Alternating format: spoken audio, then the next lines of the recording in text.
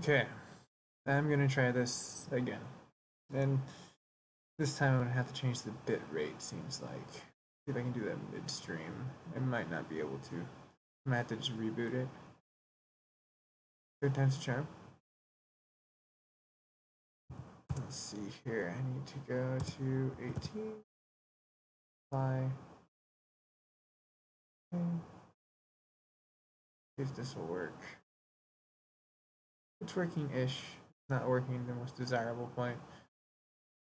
That should be good. You should be able to tolerate that. Um, so where I left off before, I had to get to my own MacGyvering point to make this work, um, which for me wasn't that bad. I just had to go into my network, which I built. Um, I'm getting frame rate drops, but at least the network's not going to drop. It's hold on, I think I might be able to fix that too.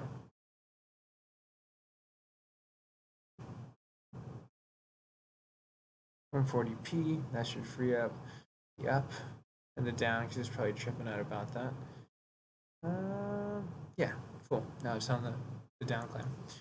So where I left off, we're obviously looking at all the D's, the delivery, the destination, the device, the um, distraction, which I've mentioned before, and the disposition of what your content's going to go into.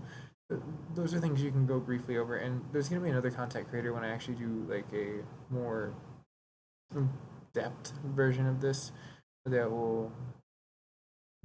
I need to do more research basically.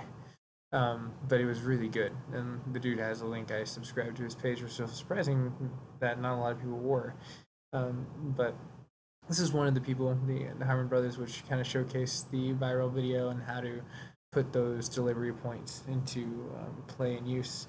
But after that, looking at certain things like the suggestions, looking at the behaviors in the audience, and these again is basic stuff. Basic. If you're paying attention to your creators tool and looking at the analytics and looking at the rhythms, these are things should just already stick out like a sore thumb. And these aren't going to be like points that are going to get you a lot of what's going on.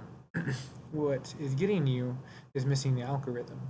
And missing the algorithm is trying to get past the content filtering and the collaborating filtering of how it suggests and how it builds into those situations where the watcher watches this and then a keyword lapses into their search engine and then it suggests your content, which is besides your search engine, so it's a like portions. It's really interesting.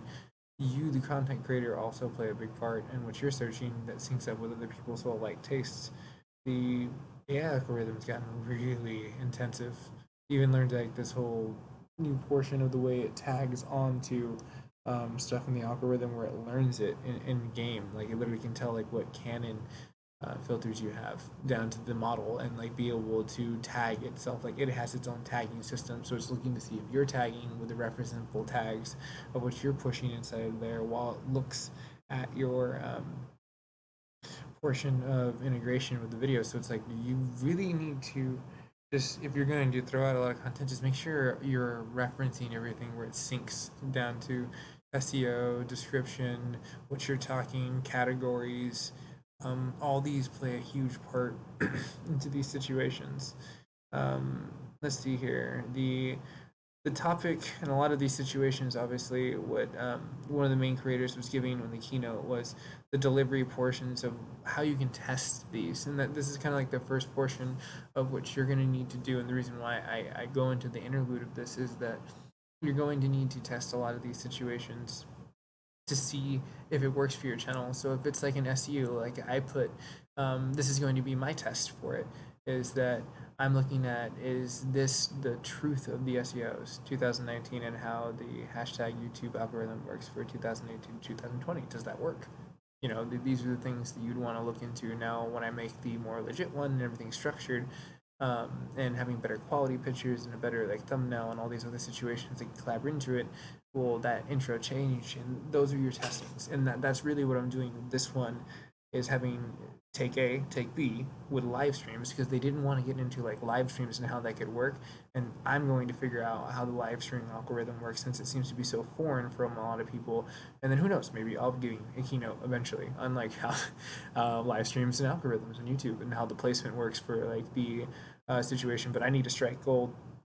I'm getting to a lot of these points, but it seems like keywords are the bigger portions of the way that it frequently appears in like a lot of the relevant like key portions of how the ranks, which I'm really good at, getting the ranks up on your list between 1 and 100, those first pages, and how that sinks into like Google. Um, and that was like the bigger portion that I really learned about. Like that's really interesting. Like how like the thumbnail that I have on here that references the portion of how your data is integrated into YouTube, and that's like the most interesting point. You have the Lowe's hit the trifecta, and this is where I'm going to sum up this video because I'm only going to do a very short video to see if this works because another creator mentioned something that made me wonder myself, and I noticed something there was a spike, and I want to test it myself. The 6 minute mark, so it's not going to be super long, but um, when you get into the portions of looking at what Lowe's does, and there's like a thumbnail that will definitely be there, so you can always pause it at that portion in time, and I can always see if every single time it pauses, if it spikes on there.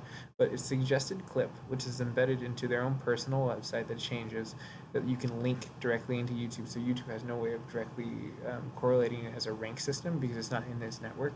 Then the video carousel, that's the one thing on the bottom that selects it, and that's where I had the bug that I had to speak to one of the creators, and they were like, they gave me the email, they hit them up and told me a really great way to get in contact with YouTube that I didn't know I could do to fix it.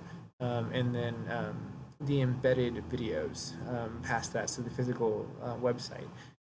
That was really relevant. When you can hit all three of those, like Google utilizes sending its 6% of the pour over from its search engine to YouTube, so you can actually make it a very valuable tool, or utilizing the same functionable for any social media outside that they were kind of looking at. Like it just, as long as you can utilize Google as your tool, and which I've already been doing, like almost 60% of my margin views come from Google. So mastering this is going to be one of the things I'm looking at in 2019 now.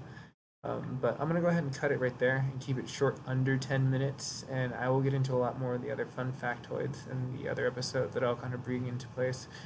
So share, like, subscribe, have any questions, drop a comment. I'd like to hear relevant discussions in this chat board and see what everyone's thoughts are on the whole issue of where they can try to see the roadblocks that they have and where they can try to strengthen what they already have as a trait. So anyways, everyone, I'm going to go ahead and cut out, and I'll see you guys and gals tomorrow.